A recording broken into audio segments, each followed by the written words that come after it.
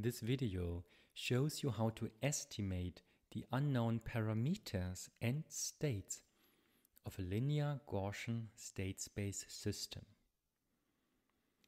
In order to appreciate the video, you should understand how to derive the likelihood of a linear regression problem, and you should know how to apply the Kalman filter to a linear state space system. If any of that is not clear, you could have a look at my other videos on precisely these topics. Now let's start with that video here. We first write down the data generating process of a linear Gaussian state space system. Then we derive its likelihood. So a time invariant linear Gaussian state space system takes the following form. So the joint likelihood function for the model parameters theta with capital B, A, C, capital H, capital Phi, C, and capital Q being element of our parameter set theta. So that joint likelihood function now for these thetas conditional on observing our measurements yt, where t within our training set has capital T observations, is at first simply the product of the one step ahead marginal densities and the unconditional probability of the first observation. So mathematically, investors write down the joint likelihood of all parameters conditional on the measurements y as follows. It's the probability of y1 times the product of the conditional probabilities, where the product goes from t equals 2 to cap t. Now we will just define that expression to be L capital T of theta. Now note here that the y of theta highlights that the model implied likelihood for our measurements yt is in fact a parametric function of the theta. Now the joint log likelihood function is then simply given by the following expression. You take the natural log of Lt theta, and that boils down to the sum from t equals 1 to capital T of the log one step ahead probabilities, with the convention that the probability of y1 of theta conditional on f0 is simply the unconditional probability of y1.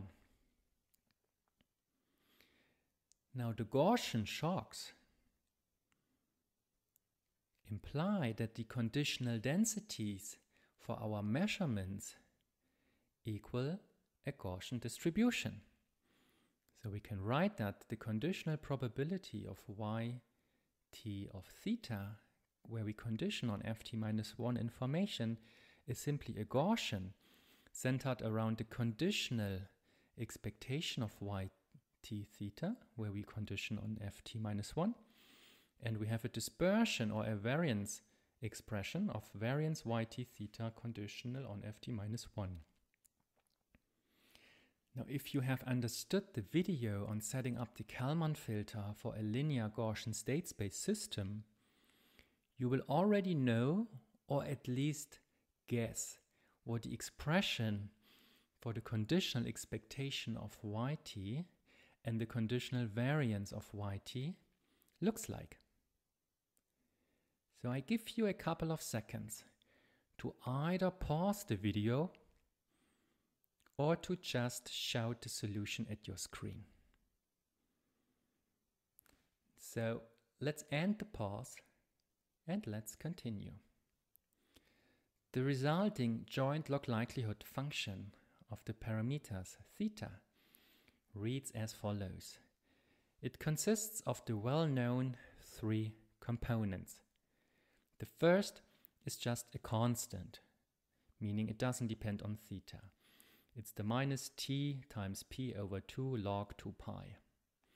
Now the second component is minus half times the sum of the log of the determinant of the covariance matrix of our yt's. And the third component is minus half the sum of the normalized squared prediction error, where the normalization is done by the conditional variance of yt. Now notice here that the respective conditional expectation and variance follow from the Kalman filter recursions.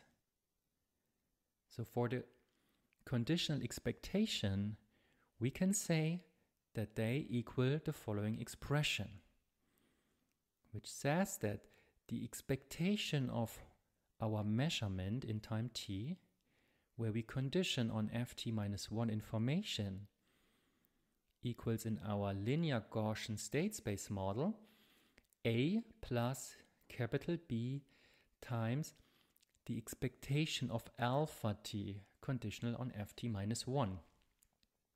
So importantly, make sure you understand how to use the Kalman filter recursions to get the last term, namely the expectation of alpha t as of ft minus 1. If that is not 100% clear, I strongly advise you study the video on setting up the Kalman filter for a linear Gaussian state space system. Now let's turn to the variance. The conditional one step ahead variance of each measurement equals the following expression.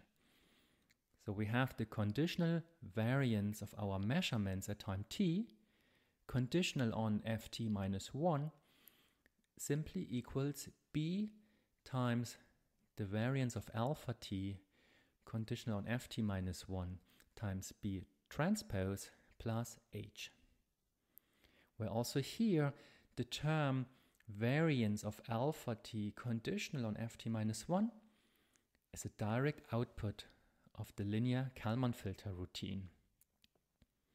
So again, if that is not 100% clear, I strongly advise you study the video on setting up the Kalman filter for a linear Gaussian state space system. Now otherwise, thumbs up, well done. You've really mastered a milestone here. Now a very last word from my side. One might wonder what identifies the parameters of the state equation, the capital Phi, the C, and the capital Q. Well, these parameters of the state equation enter the Kalman filter recursions for the conditional expected value of alpha t, conditional on ft minus 1, and for the conditional variance of alpha t, conditional on ft minus 1. So bottom line, all parameters will be identified. The precision of the identification can be read off from the respective standard errors, which you get from the Hessian of the log likelihood function. But as you expect, that deserves its own video.